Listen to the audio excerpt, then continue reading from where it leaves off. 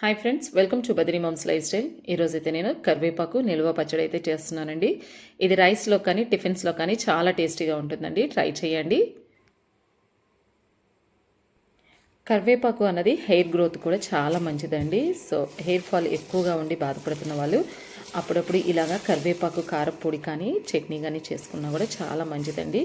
ఇవి రైస్లో కానీ టిఫిన్స్లో కూడా చాలా బాగుంటుందండి. ముందైతే కరివేపాకుని నీట్గా వాష్ చేసుకుని పొడి క్లాత్ మీద అయితే నీడలో ఆరబెట్టుకోవాలండి. ఇలా ఆరిన కరివేపాకుని ఏదో ఒక కప్పుతో ఇలా కొలతలు అయితే వేసుకోవాలి. నేను తీసుకున్న కప్పుతో అయితే కరివేపాకు 4 కప్పులు అయితే అయిందండి. కరివేపాకుని ఈ విధంగా తీసుకున్న తర్వాత దీంట్లోకి అయితే కారానికి తగ్గ ఎండుమిర్చి అయితే తీసుకోవాలి. కరివేపాకు వచ్చేసి నాకు 4 కప్పుల పైన కొంచెం అయితే మిగిలిందండి. ఇప్పుడైతే ఎండుమిర్చి కూడా దీంట్లోకి అన్నది వేసుకోవాలి.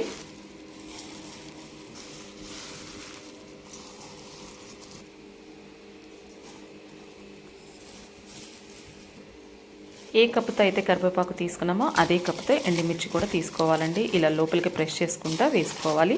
నేనైతే 2 కప్పుల ఎండుమిర్చి అయితే వేసాను. దీనిపైన కొంచెం అయితే మళ్ళీ వేసానండి. మనం కారం తినేదాన్ని బట్టి దీంట్లోకి అయితే యాడ్ చేసుకోవాలి. మా ఇంట్లో అయితే మరి ఎక్కువ కారం వేసినా కూడా తినరండి. సో అందుకే నేనైతే కొంచెం తక్కువగానే వేసాను. మీకు కావాలంటే ఇంకొంచెం కారం ఎండుమిర్చి కూడా యాడ్ చేసుకోవచ్చు. ఇప్పుడు దీంట్లోకి అయితే 1/2 కప్పు చింతపండు అయితే ముందు నానబెట్టుకోవాలండి. ఈ విధంగా వాటర్ పోసి నానబెట్టుకోవాలి. తర్వాత స్టవ్ ఆన్ చేసి బాండీ పెట్టుకొని ఒక గరిట ఆయిల్ అయితే వేసుకోవాలి. ఆయిల్ హీట్ ఎక్కిన తర్వాత దీంట్లోకి అయితే ఇప్పుడు 4 టేబుల్ స్పూన్స్ ధనియాలు అయితే వేసుకోవాలి. 2 స్పూన్లు జీలకర్ర కూడా వేసుకోవాలి. 2 స్పూన్స్ ఆవాలు వేసుకోవాలి. 1 స్పూను మెంతులు కూడా వేసుకోవాలి. వేసి ఫ్రై చేయాలి.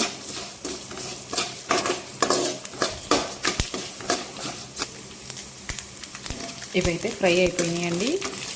స్టవ్ ఆఫ్ చేసి గిన్నెలోకి తీసుకుందాం. ఇదే బాండీలో ఇప్పుడు ఎండుమిర్చి కూడా వేసుకోవాలి.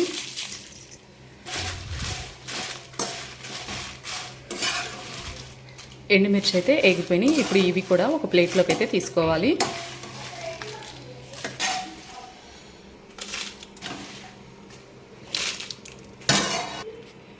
ఎండుమిర్చిని అయితే ప్లేట్లో తీసుకోవాలి. ఇప్పుడు ఇదే బాండీలోకి కరివేపాకు వేసి వేపుకోవాలి.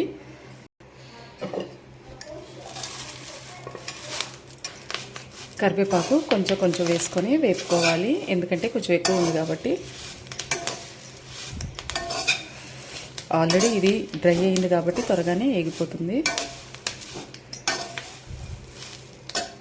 ఈ విధంగా ఎగిపోయిన తర్వాత ఇదైతే తీసేసేయాలి.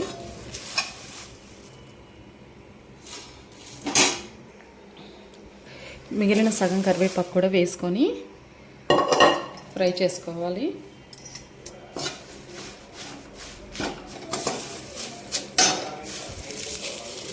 కరివేపాకు అయితే ఇట్లా సౌండ్ వచ్చే వరకు అయితే ఎత్తుకోవాలి.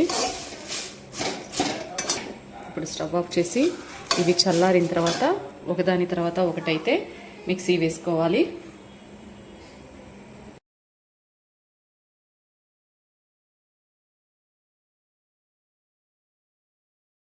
ఇప్పుడు దీన్ని అయితే మెత్తగా మిక్సీ వేసుకోవాలి.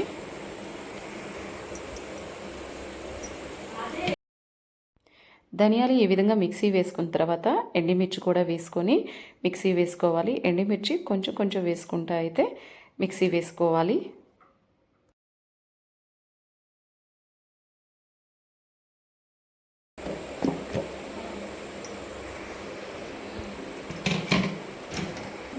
హాఫ్ కప్పు కల్లుప్పు కూడా వేసుకోవాలి.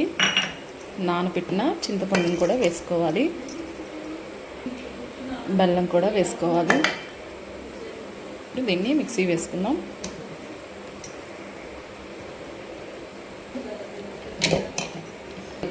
కొంచెం వాటర్ యాడ్ చేసుకుని మళ్ళీ మిక్సీ వేసుకోవాలి.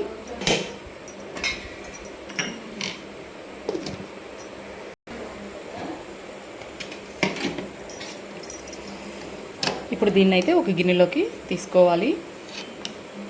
కరివేపాకు తీసుకొని మెత్తగా పౌడర్ చేసుకోవాలి.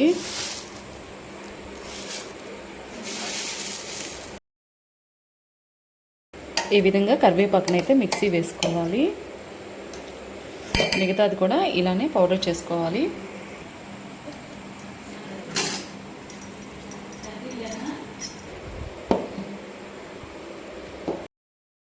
మిక్సీ వేసుకొని ప్లేట్లోకి అయితే తీసుకోవాలి.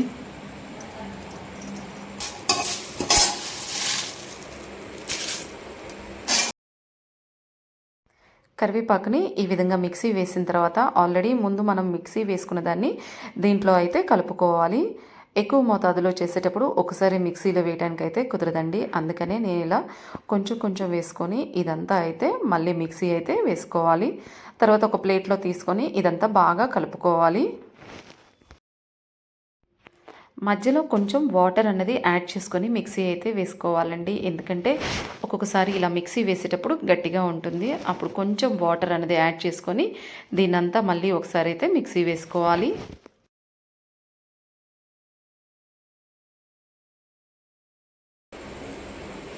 ఇది కూడా మూత పెట్టేసి ఒకసారి మిక్సీ వేసుకోవాలి.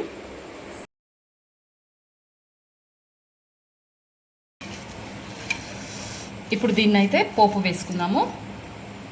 బాండి పెట్టుకొని చట్నీకి సరిపడా ఆయిల్ అయితే పోసుకోవాలి. ఆయిల్ అన్నది ఎక్కువే పడుతుంది, ఎందుకంటే నిల్వ ఉండాలి కాబట్టి ఎక్కువ ఆయిల్ అన్నది వేసుకోవాలి. ఆయిల్ హీట్ ఎక్కిన తర్వాత వెల్లుల్లి రబ్బులు అయితే వేసుకోవాలి. నిల్వ పచ్చళ్ళలోకి వెల్లుల్లిపాయలు అన్నది ఎక్కువ వేసుకుంటే టేస్ట్ కూడా చాలా బాగుంటుంది. ఆవాలు జీలకర్ర కూడా వేసుకోవాలి.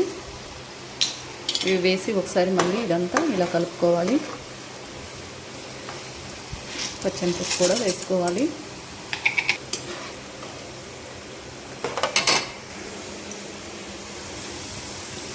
పోపు దినుసులు అయితే ఏగిపోయినాయి. ఇప్పుడు మిక్సీ వేసుకున్న చట్నీనంతా దీంట్లో వేసుకోవాలి.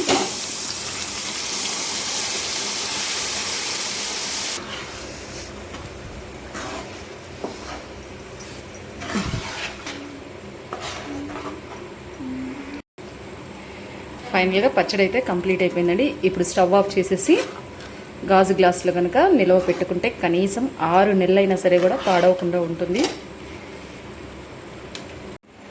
వేడివేడి అన్నంలోకి టేస్ట్ చూసి ఎలా ఉంది అన్నది చెప్తానండి.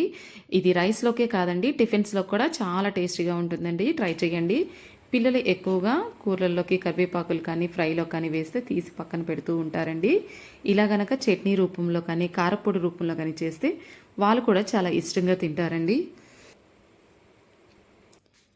కరివేపాకు పచ్చడి టేస్ట్ అయితే చాలా బాగుందండి. ట్రై చేయండి. ఈ రెసిపీ మీ అందరికీ నచ్చిందని నేను అనుకుంటున్నాను ఫ్రెండ్స్. మీకు కనుక మా వీడియోస్ నచ్చితే లైక్ చేయండి, షేర్ చేయండి, కమెంట్ చేయండి. కొత్తగా మా ఛానల్ ఎవరైనా చూస్తున్నట్లయితే సబ్స్క్రైబ్ చేసుకోండి friends. Okay, thank you for watching this video.